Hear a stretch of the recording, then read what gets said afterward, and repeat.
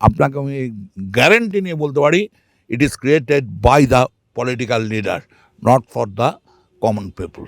Naturally এদিকে তাকিয়ে সময় নষ্ট করার কোনো লাভ নেই, কারণ সকলেই বুঝে গেছে যে আমাদেরকে শিকন্ডি করে এরা ভোটের ফায়দা লুটছে।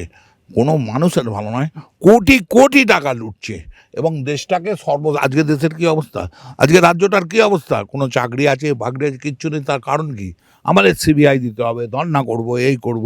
রাত পোহালেই প্রথম দফার ভোট, আর তার আগে আমাদের মধ্যে আমরা পেয়ে গেছি বিশিষ্ট আইনজীবী রঞ্জিত কুমার ঘোষকে। তার থেকেই জেনে নেব এই ভোটের সমস্ত বিষয় নিয়ে। আমরা দেখতে পাচ্ছি আগামীকাল থেকেই প্রথম দফার ভোট শুরু হচ্ছে। কি বলবেন, প্রথমে ভোট কি শান্তিপূর্ণভাবে হবে? দেখুন, এতদিন ধরে যা ভোট হয়েছে তাতে কোনোদিনও শান্তিপূর্ণ হয়নি। বামফ্রন্টের 34 বছর, এদের 10-11 বছর একই চলেছে। ন্যাচারালি খুব আশা নিয়ে বলা যায় না ভোট শান্তিপূর্ণ হবে, কিন্তু যেহেতু কেন্দ্রীয় বাহিনী আছে তাই একটা আশা করা যেতে পারে, হয়তো ভোট শান্তিপূর্ণ হবে। আমরা দেখতে পাচ্ছি ভোট শান্তিপূর্ণ হবে এবং কালকে প্রথম দফার ভোটে কোচবিহারের শীতলকুচি, যেটা নিশ্চিত প্রামাণিক এবং উদয়ন গুহর জায়গা, সেখানে এখনো পর্যন্ত দেখছি অশান্তির বাতাবরণ, আগুন জ্বলছে। এগুলো ক্রিয়েটেড। শীতলকাজি যে ঘটনা ঘটেছে সেটা কোনোদিন পলিটিক্যাল ইস্যু হবে কেউ ভাবেনি, কিন্তু এটাকে পলিটিক্যাল লোকরা পলিটিক্যাল ইস্যু করে নিয়েছে ফর দেয়ার ওন পারপাস। এই জায়গাতে দাঁড়িয়ে এটা এখন যতদিন ধরে ভোট হবে চলবে, তারপরে সব ভুলে যাবে। আপনারা জানেন বিগত দিনে ভিখারি পাসওয়ান থেকে যত হয়েছে সব ওই ফর দ্য টাইমিংস, তারপরে সবাই সব কিছু ভুলে গেছে। আমরা দেখতে পাচ্ছিলাম রাম নবমী, অর্থাৎ কিছুদিন আগে গেল ঈদ, পবিত্র ঈদ, তারপরে রাম নবমী। ঈদের দিন যদি দাঙ্গা না হয়, তাহলে রাম নবমীর দিন দাঙ্গা হবে বলে কেন বার্তা দিল মুখ্যমন্ত্রী মমতা বন্দ্যোপাধ্যায়?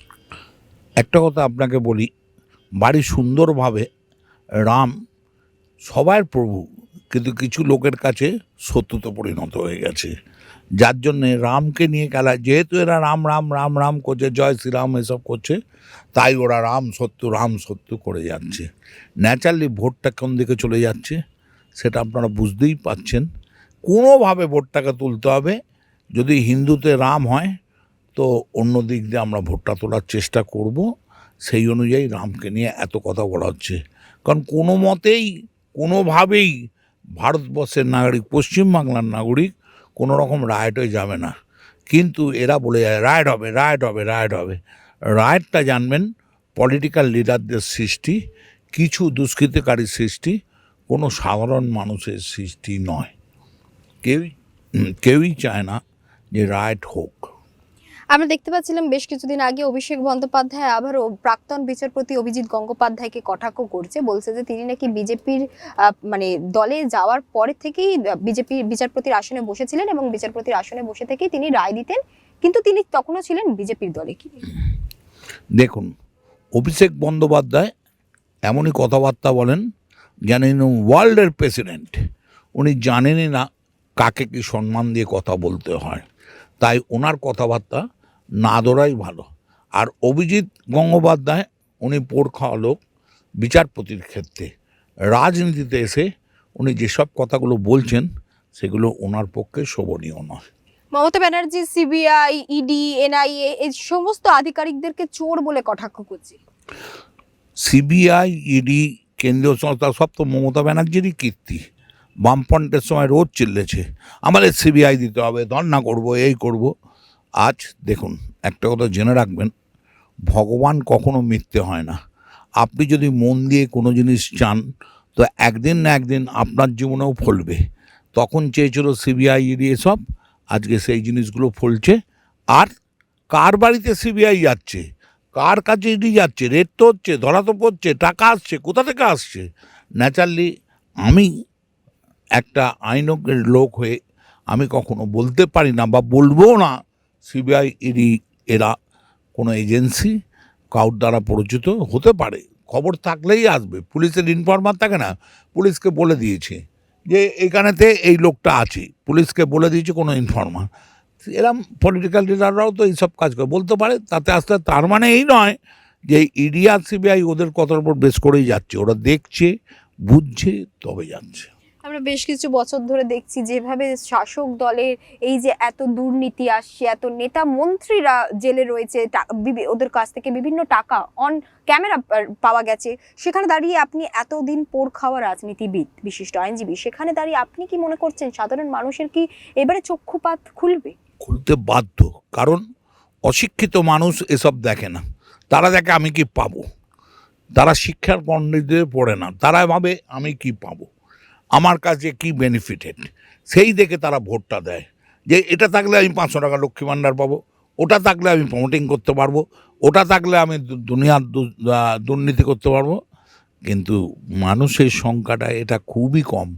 সাধারণ মানুষ যারা আছে অধিক সংখ্যায়, তারা কখনো যদি এরা মতো যে চোর চোর চোর চোর বলছে অথচ প্রমাণিত হয়নি, তা তো নয়। এত কোটি কোটি টাকা ধরা পড়ছে, এত মন্ত্রী নেতা যারা, সবাই কি পক্ষপাতশীল? আপনি বলুন না, তারা সকলেই কি পক্ষপাত পুষ্ট? যেমন আপনি দেখুন অনুব্রত, পার্থ, এগুলো ধরা পড়েছে।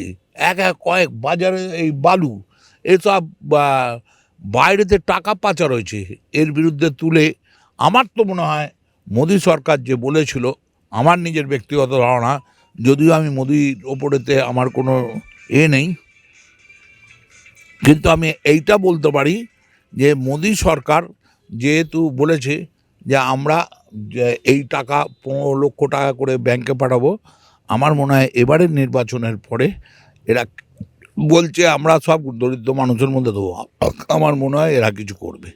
আমরা দেখেছিলাম বীরভূমের বাঘ যাকে বলা হতো অনুব্রত মণ্ডল ইতিমধ্যে তিহার জেলে রয়েছে, সেখানে দাঁড়িয়েই বীরভূম থেকে প্রার্থী দিয়েছে শতাব্দী রায়কে। কি মনে হচ্ছে শতাব্দী রায় কি জিতবে? আপনারা যাকে বাঘ বলছেন, এইগুলো হলো কাগুজে বাঘ। এদেরকে আপনাদের মতন সাংবাদিকরা বিভিন্ন মানে যে লোকেরা যেসব পেপারেতে তুলে ধরছে, অনুব্রত মণ্ডল একটা চোর, সে একটা ওই গমকলে টাকা, তার পেছনে সরকারি সমস্ত কিছু প্রশাসনের মাথায় হাত আছে, তাকে আপনি বলবেন বাঘ? বাঘ সে হয় যে লড়াই করে। বরঞ্চ আমি বলতে পারি জোর দিয়ে, নক্সালাইজড মুভমেন্টে যারা জীবন দিয়ে গেছে তারা হলো প্রকৃত বাঘ।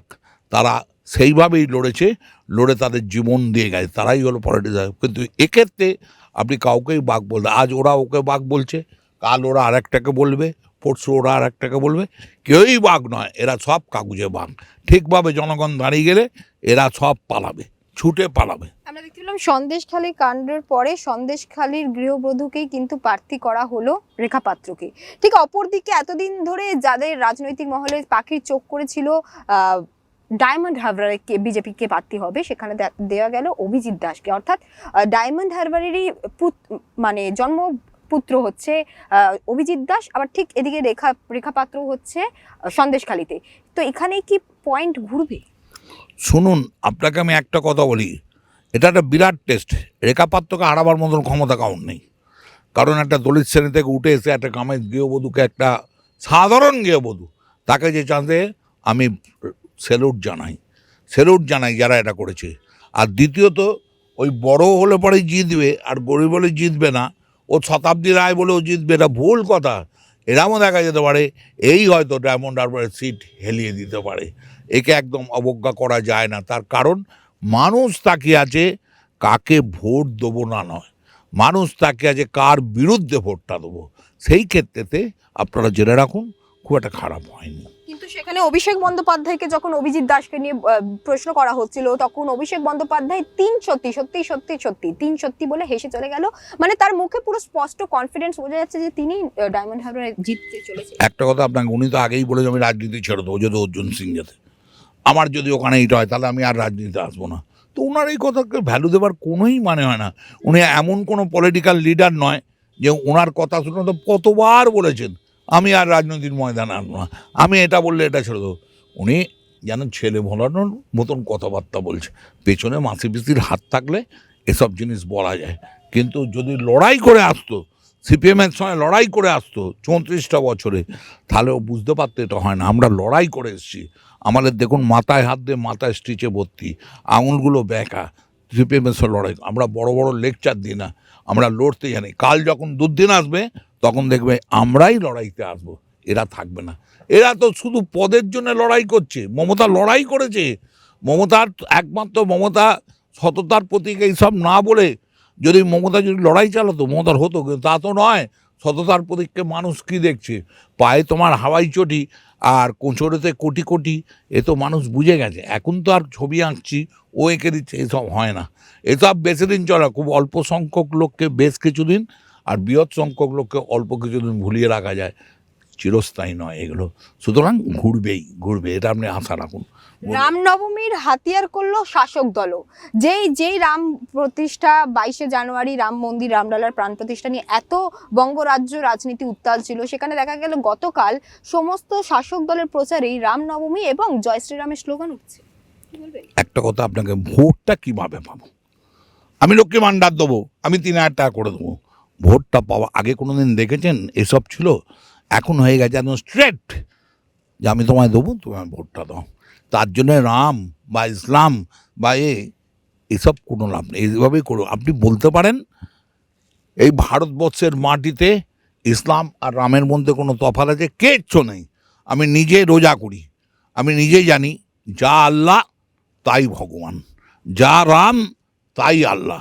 সুতরাং আপনাকে আমি গ্যারেন্টি নিয়ে বলতে পারি, it is created by the political leader, not for the common people. Naturally এদিকে তাকে সময় নষ্ট করার কোনো লাভ নেই, কারণ সকলেই বুঝে গেছে যে আমাদেরকে শিকন্ডি করে এরা ভোটের ফায়দা লুটছে। কোনো মানুষের ভালো নয়, কোটি কোটি টাকা লুটছে এবং দেশটাকে আজকে দেশের কী অবস্থা, আজকে রাজ্যটার কী অবস্থা, কোনো চাকরি আছে বাকরি আছে কিচ্ছু নেই। তার কারণ কি?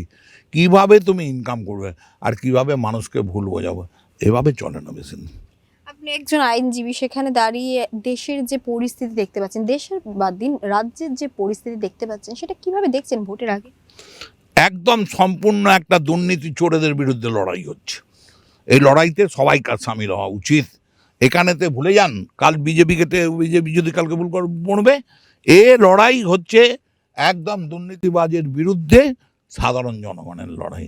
আমি দায়িত্ব নিয়ে বলতে পারি, এখানে সিপিএমের যে সংগঠন ছিল এরা যদি অন্যায় না করতো, কংগ্রেসের যে একটা সুন্দর সংগঠন ছিল তারা যদি ঠিকভাবে চলতো, অনেক তারা গেইন করতো। কিন্তু তা তো নয়, তারা তো পারবে না এত মিথ্যা কথা বলতে। এখানে দুটোই মিথ্যা কথা বলে, এ বলবে মিথ্যা কথা, ও বলবে। দুজনকে যদি কম্পিটিশনে বসান না, তা দেখবেন সেন্ট্রাল আর স্টেট দুটোই সমান মিথ্যাবাদী। ন্যাচারালি মোদির অনেকগুলো কথা শক্তি হয়েছে, কারণ সে কাশ্মীর করেছে, রাম মন্দির করেছে, সৌদি আরবে মন্দির প্রতিষ্ঠা করেছে। এখন পর্যন্ত মোদিকে তো আমরা বিশ্বাসযোগ্যতা রাখবো, কিন্তু কালকে কি হবে কেউ গ্যারেন্টি নিয়ে বলতে পারে না।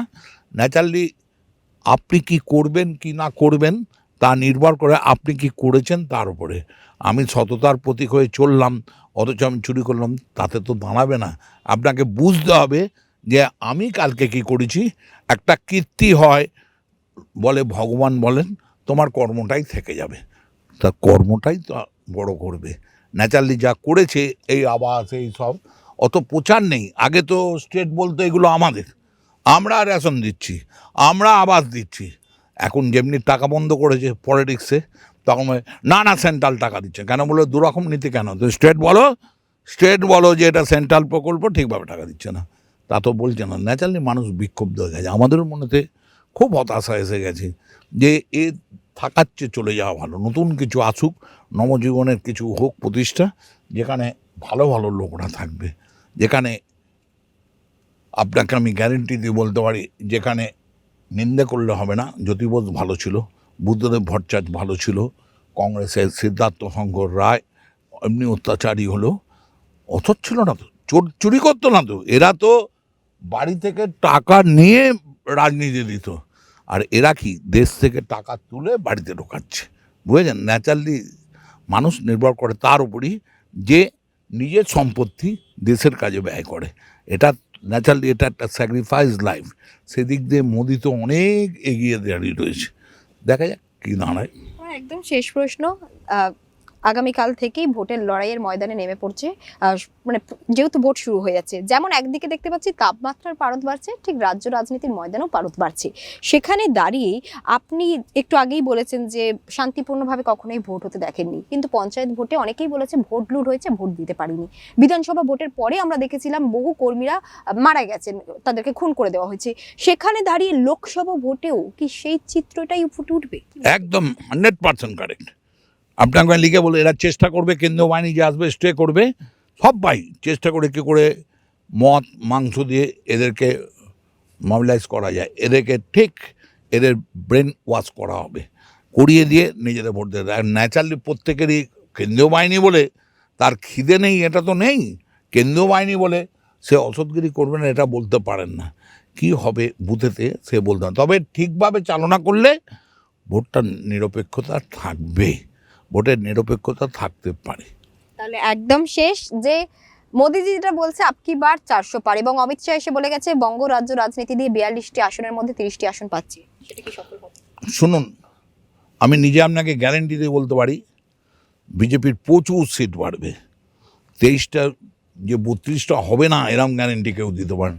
কারণ মানুষের ভোট পড়বে, শুনে রাখো, মানুষের ভোট পড়বে দুর্নীতির বিরুদ্ধে, মানুষের ভোট পড়বে অশান্তির বিরুদ্ধে, মানুষের ভোট পড়বে মিথ্যের বিরুদ্ধে, মানুষের ভোট পড়বে এই হটকারিতার বিরুদ্ধে, মানুষের ভোট পড়বে সেই জায়গায় যেখানে মানুষ নিজের সিকিউরিটি পাবে। মানুষের কোনো সিকিউরিটি নেই, যতই বলুন আমি দিচ্ছি ও দিচ্ছি। শুনুন, সরকারে থাকলে লক্ষ লক্ষ ছেলে হয়, কিন্তু সরকারে না থাকলে লড়াই করা খুব মুশকিল।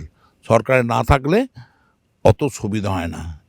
জনগণের ভোট পড়বে, যা ভোট আপনি যা বিজেপির লোক দেখেছেন তার চেয়ে জনগণের ভোটটাই যে পড়বে, তাতে যদি বিজেপি যা জিতবে জানবেন জনতার ভোটে জিতেছে, বুঝলেন? আমরা কথা বলে নিলাম বিশিষ্ট আইনজীবী রঞ্জিত কুমার ঘোষের সাথে, কারণ আমরা জানি যে আগামীকাল রাত পোহালেই কিন্তু ভোটের পারদ তুঙ্গে হবে, ভোট শুরু হয়ে যাচ্ছে, 7ম দফার ভোট। আর সেই সমস্ত ভোটের প্রার্থীদেরকে নিয়ে কি বলছেন আইনজীবী সেটাই আপনাদের সামনে তুলে ধরলাম, এবং ভোটের সমস্ত খবরের আপডেট পেতে চোখ রাখতে হবে 24 আওয়ার্স টিভির পর্দায়। কলকাতা থেকে ক্যামেরায় বিক্রমের সাথে ঋতুপর্ণ পাত্র, রিপোর্ট 24 আওয়ার্স টিভি।